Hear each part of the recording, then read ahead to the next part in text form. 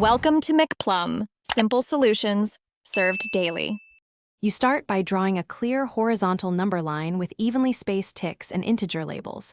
Place the first addend exactly above its corresponding tick. Now, look at the second number and decide direction. Move right if it's positive, left if it's negative. Once done, count the exact number of steps equal to the second addend, making 1 unit per tick. Make sure to use whole steps for integers and smaller equal divisions for halves or quarters, so positions stay accurate. You now perform the counting. Move 1 tick per unit or across equal subdivisions for fractions like 1/2 or 0. 5. As you progress, mark or touch each tick and say the intermediate value allowed to verify accuracy. This avoids skipping or double counting. When you reach the number of steps indicated by the second addend, stop and note your final tick.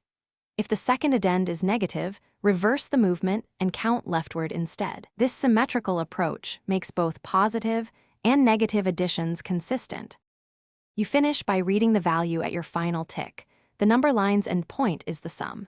To be certain, retrace your steps in reverse, moving back to the original starting point while counting.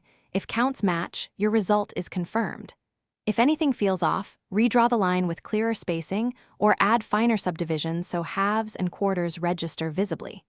One key troubleshooting tip: if answers disagree, reset and perform the same move slowly, speaking each unit, allowed to catch errors before they compound.